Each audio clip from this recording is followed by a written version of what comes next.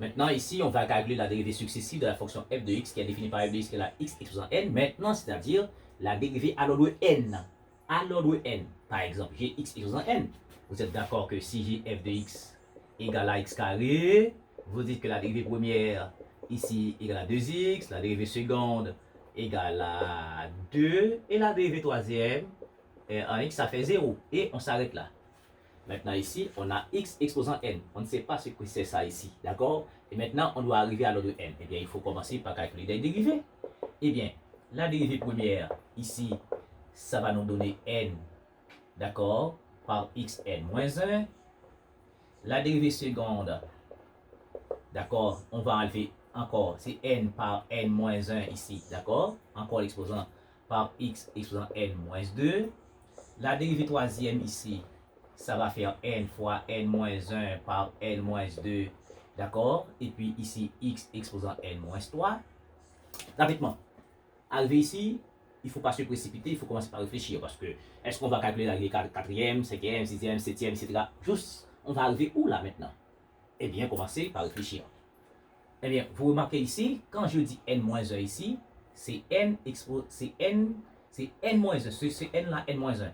Quand je dis n-2 ici, c'est ce qui est là avant. Alors, c'est ce qui est là, n-1. Donc, c'est n-1, entre parenthèses, moins 1. Ça fait n-2. Quand je dis n-3, c'est ça ici. C'est n-2 par, et puis n-2 moins 1. Maintenant, je vais imaginer un certain ordre. D'accord?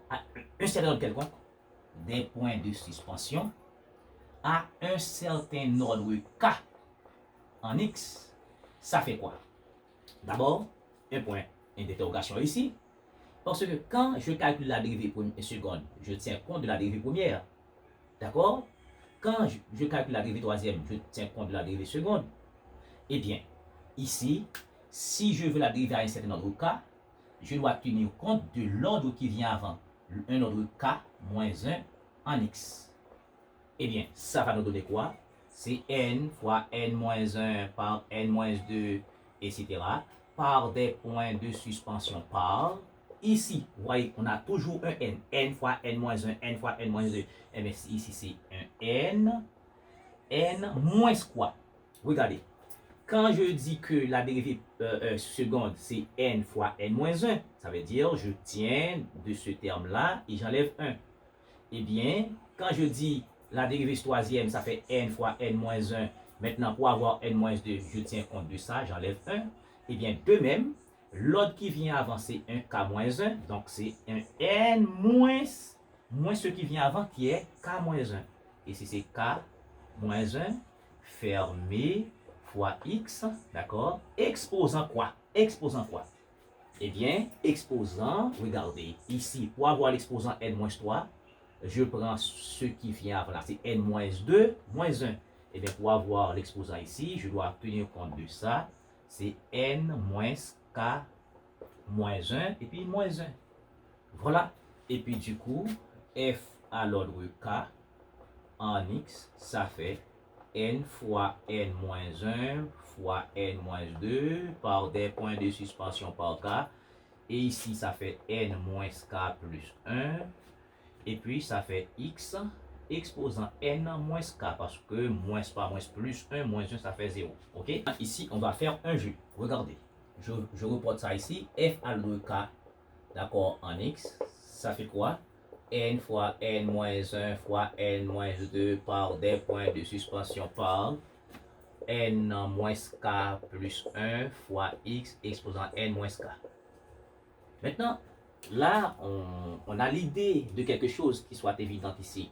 On a n par n moins 1 par n moins 2 par n, etc., etc. Ça nous fait penser à factoriel n. Mais cette expression n'est pas encore factoriel n. Parce que j'ai n moins k plus 1, factoriel n, c'est le produit décroissant jusqu'à ce que l'on arrive à 1. Eh bien, ici, il nous manque des termes. Il nous manque des termes pour avoir factoriel. Pour cela, je vais dire ici, je vais enlever des 1. Eh bien, pour enlever des 1, je dois multiplier ici par un n moins k. Voilà, d'accord? Ça veut dire, tout comme je fais n par n moins 1, j'enlève 1. Eh bien, n moins k, j'enlève 1. Eh bien, ça fait n moins k.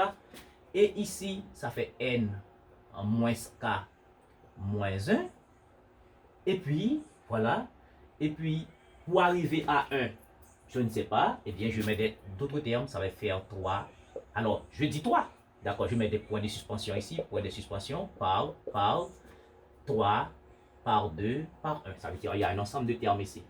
Donc, quand j'ai n fois n-1 par n1, n-2, n-k, n plus 1, n-k plus 1, et puis je mets des termes additionnels pour compléter factoriel n-k fois n-k moins 1, n-k moins 2, n-k moins 3, jusqu'à ce que j'arrive à des termes. Par exemple, je peux dire 4 par 3 par 2 par 1. Bon, je prends des termes pour simplifier, 3 par 2 par 1.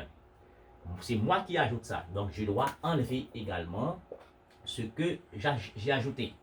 D'accord? F à l'ordre K. F à l'ordre K. D'accord? En X. Maintenant, j'ai ajouté quoi? C'est N moins K fois N moins K moins 1 par des points de suspension par 3, par 2, par 1. Eh bien, rapidement, F à l'ordre K. D'accord? F à l'ordre K en X. Ici, le terme n par n-1 par n-2 jusqu'à ce que l'arrive à 1, c'est factoriel n par ici x exposant n, n moins k. Et le tout ici, maintenant, on a quoi? N moins k, facteur de n moins k moins 1, facteur de n moins k moins 2, facteur de n moins k, etc. jusqu'à ce que nous arrive à 1. Et bien ça, nous fait penser maintenant à un n moins k factoriel. Ce qui nous donne ici la dérivée à l'ordre k, n'est-ce pas, en x de la fonction f de x exposant n, ça nous fait factoriel n sur n moins k factoriel par x exposant n moins k. Maintenant, ici, ça c'est une véritable tabulation qui nous permettra de remonter à toutes les dérivées. Par exemple, si vous voulez la dérivée première, il suffit d'avoir k égale 1.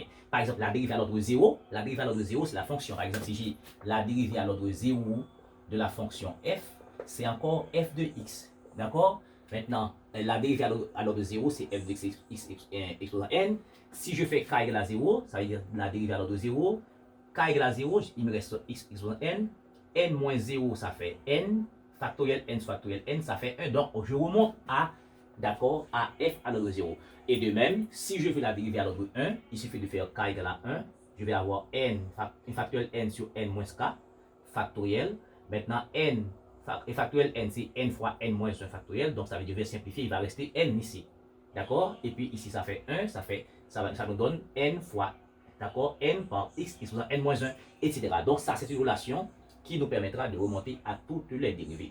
Donc, il faut prendre beaucoup de précautions ici parce que ça doit être vrai pour tout cas ici. D'accord? Sinon, il va y avoir des termes manquants. Merci beaucoup de suivre.